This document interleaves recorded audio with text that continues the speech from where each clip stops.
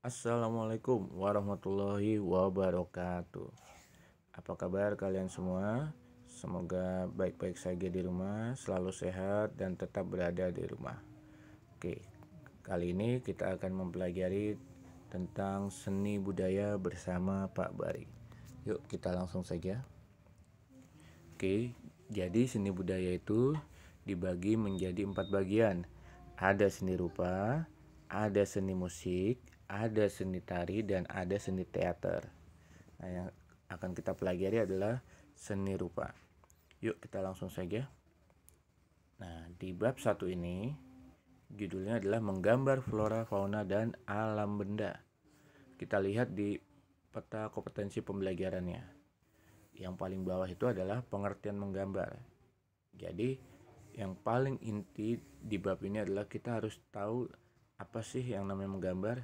Nah, setelah tahu baru kita ke tekniknya, lalu ke komposisi, lalu ke objek, dan juga baru kita bisa menggambar flora, fauna, dan alam benda.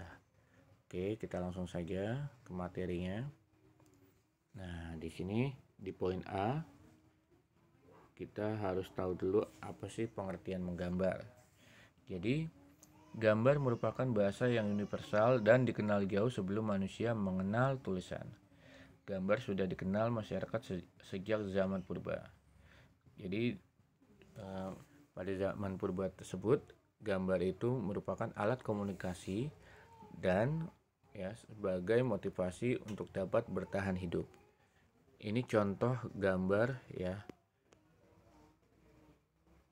gambar perburuan pada dinding goa. Di sini gambar 1.1, gambar perburuan pada dinding goa. Jadi maksud dari gambar tersebut adalah kalau kita ingin bertahan hidup, kita harus berburu hewan.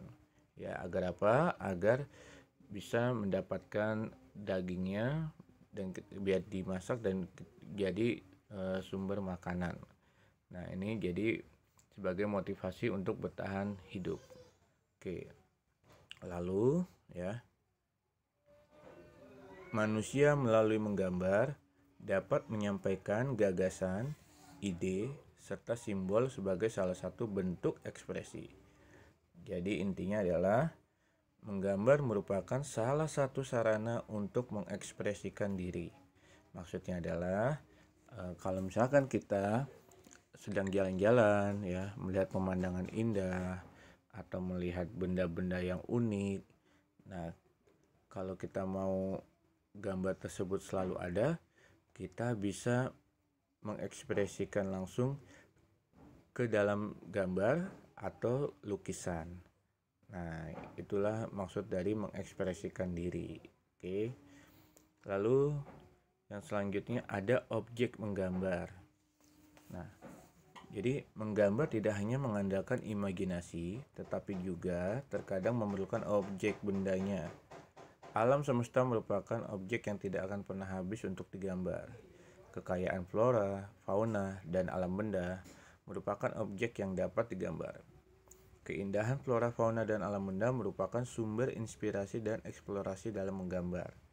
Maksudnya begini, kalau kita mempunyai imajinasi yang tinggi, kita bisa menggambar apapun kalau imajinasi kita tinggi. Bagaimana kalau imajinasi kita rendah? Nah, kita akan kesulitan membayangkan sebuah benda atau alam untuk dituangkan ke dalam gambar atau lukisan. Karena seorang pelukis itu harus bisa atau mempunyai imajinasi yang tinggi. Agar apa? Agar mereka bisa melukis atau menggambar tanpa adanya objek jika imajinasinya tinggi. Nah, kalau misalkan imajinasinya rendah atau tidak tinggi, kita harus ada objek untuk menggambarnya. Contohnya misalkan kita mau menggambar sebuah botol. Kita tahu bentuk botol itu seperti apa, tapi kalau kita bayangkan untuk kita gambar tanpa ada bendanya, kita pun akan kesulitan Nah, makanya dengan adanya botol di depan kita untuk menggambar, Makanya kita bisa menggambar bentuk sesuai dengan objek yang ada di depan kita. Oke. Nah, jadi itulah maksud dari objek menggambar. Nah, kesimpulannya adalah bahwa menggambar itu merupakan salah satu sarana untuk mengekspresikan diri. Objek menggambar yaitu adanya benda yang akan kita buat atau kita gambar. Nah, ini contoh gambar 1.2 yaitu tentang flora, gambar 1.3 tentang fauna, dan gambar 1.4 tentang alam benda. Nah, jadi sampai di sini dulu materinya, materi tentang pengertian menggambar dan objek menggambar. Nah, tugas kalian adalah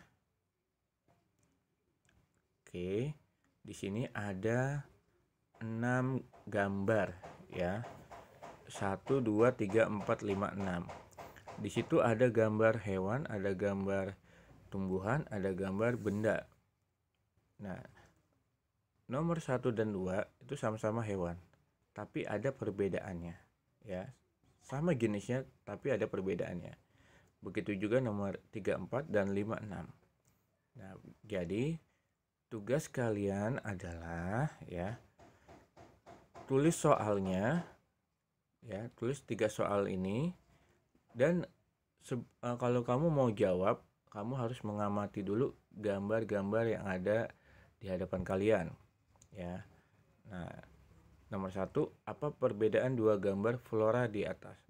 Nah, mana yang dikatakan flora? Apa perbedaan 2 gambar fauna di atas? Mana yang dikatakan fauna? Dan yang terakhir, apa perbedaan 2 gambar alam benda di atas? Nah, mana yang kategori alam benda?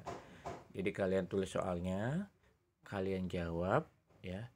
Kalau sudah dijawab, lalu difoto ya, difoto buku yang sudah ada soal dan jawaban beserta kalian. Lalu upload ke Google Classroom.